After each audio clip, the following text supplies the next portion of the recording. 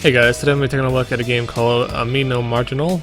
Rain Marginal. I'm just going to call it Rain Marginal, I guess. I'm probably mispronouncing that completely, but oh well. So this is kind of like a anime-styled visual novel, and if you haven't played a visual novel, it's just a lot of reading, and it's all for the story. There's not a whole lot of gameplay. So let's go ahead and start. Everything has an N. Rain Marginal. Prologue? Okay, let's do the prologue. Rain. Falling from a white sky, small drops of water, raindrops. The sky had, for all this time, never once cleared. The sun during the day, the moon at night, neither had ever shown their faces. Yesterday, a few years before, it had always been rainy, and surely tomorrow, the day after, a year later, it will also be rainy. Something that would never stop, an endless rain. Stage nada? In the midst of that, I put my feet into the river like I always did. It wasn't particularly cold, the water only came up to my ankles or knees, so there was no chance for drowning. Even if you drowned, you wouldn't die from it. And this flow, there wasn't a place where it started, nor was there a shore downriver. Okay, I'm not sure what this is over here. This is like my friends list. Let me just close that. In all directions, it was horizons. It was a river with no end. My aim was far downriver. My destination was there. Before getting to that place would take many, many years, but now I could reach it in an instant. Soon I reached my destination. In the middle of the river, a large pit opened, making a roaring sound that swallowed the things that had wandered into this world. Most likely, it was there to return things to the real world. I think this place was an exit to this world. I had no proof, sadly there was no way to find out, and I had at long last the will to try. However, only this place was... It was the one place in the world that was connected to the outside world. That person, he seems to be doing well. Visible faintly within the hole was an image of that person.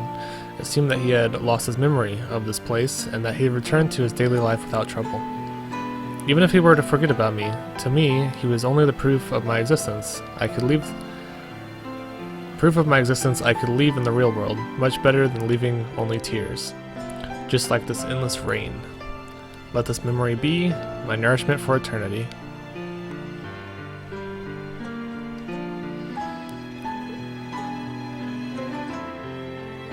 Monday.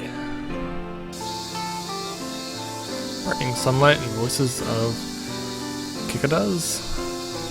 Or, I don't know, that must be some sort of bird. Cicadas. Even through this early morning, the sky above the end of this rainy season was almost tragically clear. Today was Monday, 5:47 a.m. and 20 seconds. The beginning of the most depressing day of the week. I had long hated Mondays, and that remains unchanged even after becoming a working adult. That was why every Monday, I went to the office earlier than anyone else.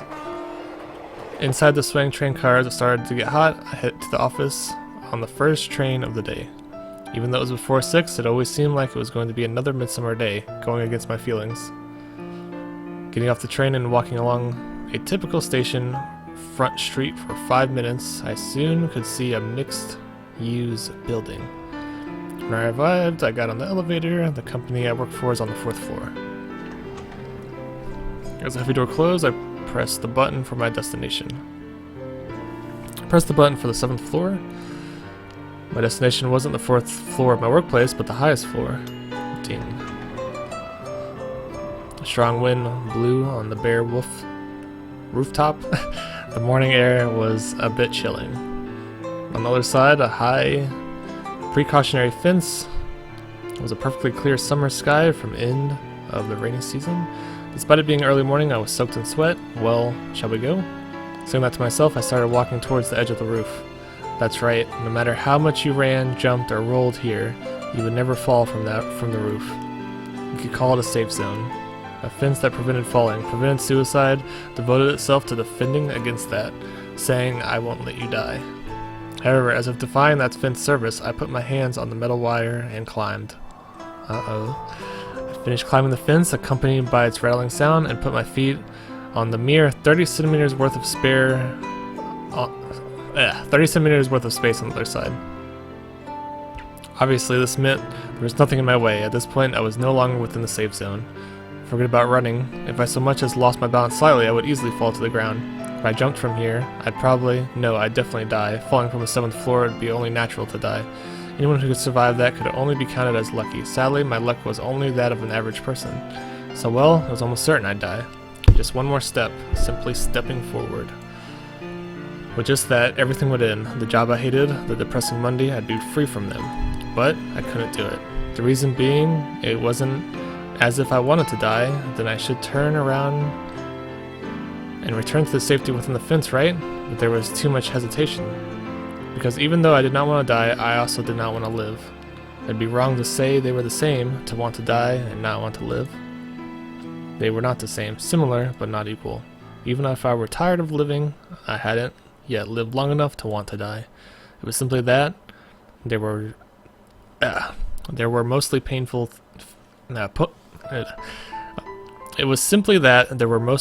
things, and living had become stained with distaste.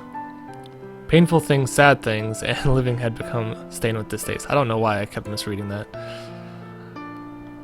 While I was a student, things were still fine. Even if there were bad things or painful things, I could still see what the cause was. No matter how much it bothered me, if I knew the cause, then I just had to overcome it. Even if I couldn't overcome it, there was hope. Maybe someday I could even look forward. But now that I was an adult, things were different. There weren't clear causes or reasons. There were too many things where no one or nothing was at fault. I learned that this world, that reality, was full of things that can't be helped. Those small pains would, like body blows and boxing, slowly, steadily build up. Phew, I guess it's enough. With a light exhale, I once again started climbing the fence. I looked at my watch. It was 6:50 a.m., around the time that people would start coming. Without wanting to die, but climbing the fence like this, an observer would probably think that it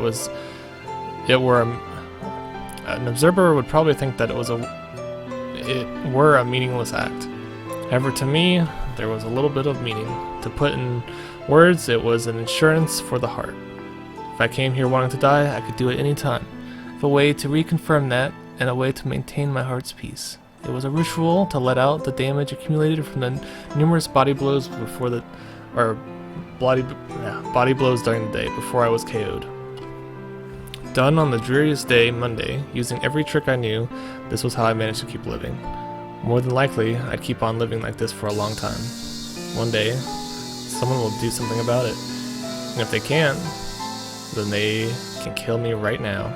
I knew that this kind of thinking was a sweet illusion that only kids were allowed to have, but even so, I somehow found myself being passive. As I became an adult, the real world became more and more hollow. As I gained EXP points, becoming used to things, and numbness killed the freshness and strong emotions. Originally, time was supposed to be fair to all, but it was getting thinner. I'm not really sure myself whether this was a wish, or a complaint, a prayer, or a curse. I wasn't even sure who those words were directed to. There was just one thing that was clear. As you can see, I'm a fool. Alright, so that was the end of the prologue. Or prologue, I don't know how to pronounce it. So I can pick either elevator or Ren. I guess I'll choose Ren.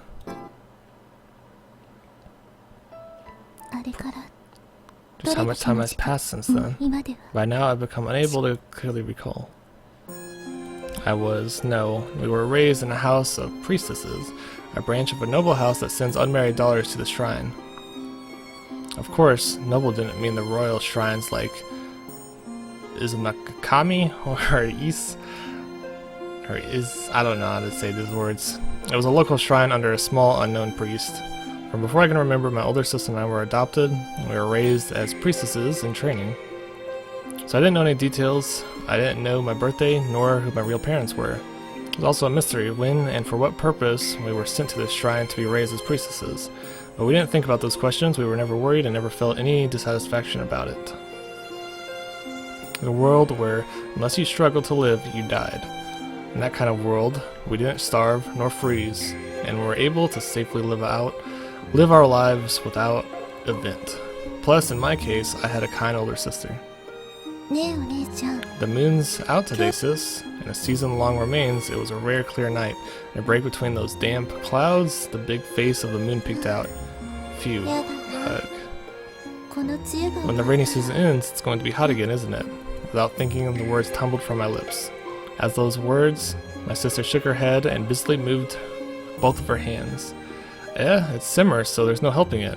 Nod. And once again, nodding, she moved her hands while moving her mouth. Oh, that's true. The heat is no fun, but there are summer festivals. Nodding, she happily patted me on the head. Yes, it'll be fun, won't it? That's what I think, she said. Even if her voice didn't make a sound, I could read her lips. I could understand from her expression. Even if no one else understood, as her sister, I alone could. Sister older than me by 10 years, the only relative that I had, someone very dear to me, always gentle and cheerful. Even the small part of her that was absent-minded was charming. At all times, she had on a peaceful smile that never broke. However, she wouldn't speak. Not that she couldn't, she wouldn't. Of course, in the beginning I had thought that my sister was unable to speak, like how the blind eyes that couldn't see, I thought she was unable to form a voice. However, recently I had been taught that that was incorrect. For 330 years, 3 months, and 3 days, you cannot speak aloud. That was what I was told. My sister was, as the priestess, bearing that task. Apparently, this shrine made some prayer that created a debt that had been over 100 years earlier. Obviously, the one they created the debt with was a god, I imagine. I didn't know the details, but I was taught that in order to repay the debt, a kind of atonement was required. I had thought that the priestesses were just stand-ins for gods, but I learned that they could also be burdened with the role of being sacrifices. And I could understand the reasoning, but wasn't satisfied. No matter how you looked at it, 330 years was too long. Obviously, it wasn't something a single person's life could cover. Even if my sister spent her entire life, it wouldn't be enough years. Even a child like myself could see that. And that wasn't the end of the requirements. The kanji for meals was set to be once every day, as the cleansed medium uttering earthly words were forbidden. The name of purification, cold water, ablutions were performed every day, all year, without rest, even in the during the winter snows. Even in the during the winters. That sounds kind of weird. Just what kind of debt was this exactly? I didn't know, and also I didn't care. It was a debt that we never recalled making. Thinking about it now, it was a pretty idiotic thing.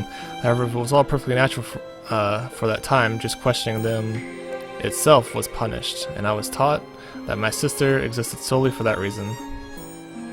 1 month later, the moon floated in the sky. From between a break in the rainy season clouds, its large face peered through. That night, my sister was gazing at the moon with a somewhat happy expression. It looked almost as if she had accepted her own fate. That was just so sad. The words just came from my mouth without thought. Hey sis, why don't you run away? The words were a half joke, but also half for real. Because if we stay here, you're right. So let's go somewhere far away together.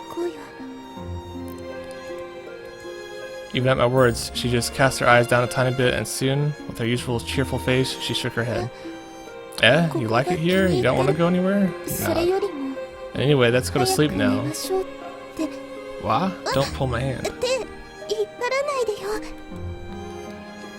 Walking ahead of me, my sister happily returned to the room, and then simply laying down on the floor, she quickly fell asleep. It was almost amazing how quickly she fell asleep. But in contrast to that charming sleeping figure, my eyes were pulled to the white silk cloth wrapped around her mouth. To make sure that she wouldn't speak. While sleeping, she would, of her own will, and completely natural to do that herself. Watching that was just impossibly painful. That act, I can understand it now. I'm sure that my sister must have felt some kind of duty or responsibility as a priestess. As someone who was wed to God, there was probably those who believed in her. But in equal amounts, there was also concern for me. Originally, we had come to be adopted by the shrine without any support. If the two of us were to flee, it was obvious that we would have gotten lost. With a child like myself in tow, it would have been all the more difficult. Mean, burning sunlight and the cries of cicadas. A scene you could see everywhere in the summer. The noisy cicadas are racing sounds. Perhaps maybe now. When that occurred to me, I spoke to my sister. Hey sis, right now you could speak, you know. I'm sure no one would notice. In the middle of the chorus of cicadas, my sister looked at me without moving. I moved my mouth closer to my sister's face. Like this, if you speak softly, no one would be able to hear. Just once I wanted to hear my sister's voice. Since before I could remember, I had always been with her, but I never knew what kind of voice she had. I was sure it would be a cheerful, cute voice. Just like her demeanor, gentle and soft, nothing like my low, unrefined way of speaking. Right now, no one is around, it'll be fine. Even with my continued pushing, my sister remained silent. Finally, with her eyes downcast, she shook her head and moved her mouth. There's never a time where no one was around? Nod. With a small nod, she pointed to the red torii arches on the ground. Then her hand waved no no in front of her face. Essentially, she was saying God was watching. From the beginning to the end, my sister was always like that. Every day, thinking that she'd be hungry, eating no more than a tiny bit of porridge. I would secretly offer her food, but she never once accepted. And she wasn't just strict with herself, she'd often correct my way of speaking. I sis, about that tower. Smack. Oh, I'm sorry about the yew tree. As I was carelessly about to speak a taboo, she quickly hit my hand. Even though my sister only rarely got angry, she would strictly correct me about impure or taboo things. Unlike my young self, she didn't really understand anything. My sister probably was a very fervent believer of Shinto. For example, even if she were the sacrifice for atonement, I believe my sister was undoubtedly also a priestess in service to God. At every time, every place, whatever you did, God was always watching from nearby. That was probably what my sister thought, or perhaps that's what she wanted to believe. The following year, late autumn, when the red-stained leaves of the trees began to fall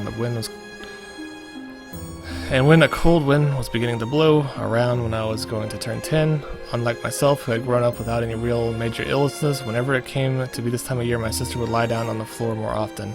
Of course, saying that she would lay on the floor didn't mean it happened suddenly one day.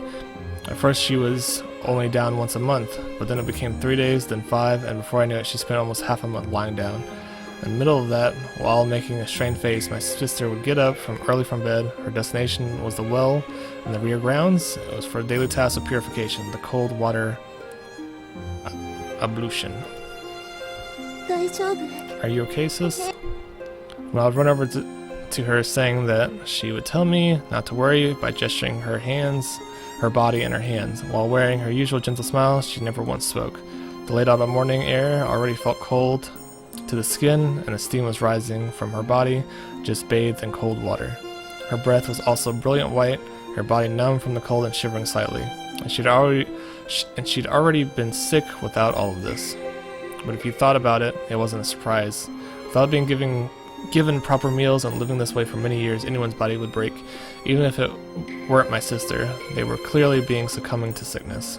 And with that figure before me, I again wound up asking the question I've asked countless times. Sis, why don't you run away from here? At this rate, someday you're going to die. There wasn't any particular response. Of course, I wasn't expecting that she would use her voice to reply. She neither nodded her head up and down nor shook it from side to side. No. She just, while looking downward, shivered in the cold. I'm sure that my sister herself really knew that if she continued living like this, sooner or later she would break down from sickness, even if she were to become healthy now, sometime in the future. Because the atonement is supposed to be for 333 years. Right? That means your whole life. Indeed, from the start, it had been forced to be much longer than a single human life. Even if my sister were to keep that contract until she died, she would never fulfill it. A child like me could understand that, and yet it was impossible for my more intelligent sister to grasp. So let's run away together. Even if we were to face hunger, it has to be much better than being here. But at my words, she shook her head slightly and pointed to the torii. Just like she had previously done, she had indicated that God was watching. Well, sis, even God isn't looking. For one thing, it's even a bit suspicious whether he really exists. That was how I really felt. Alright, so this video is getting kind of long. So I think I'm going to end it here. I don't know if there's any way to skip this or go back. Let's go back to the title. It seems like this game, for the most part, is just a really sad, it might be like a series of sad stories, although I'm not entirely sure. Let's look at the elevator real quick. Tuesday, day 1. The day before was Monday, so I guess it's like a series of stories about 2 different people, although I'm not entirely sure. But it looks like one girl is depressed,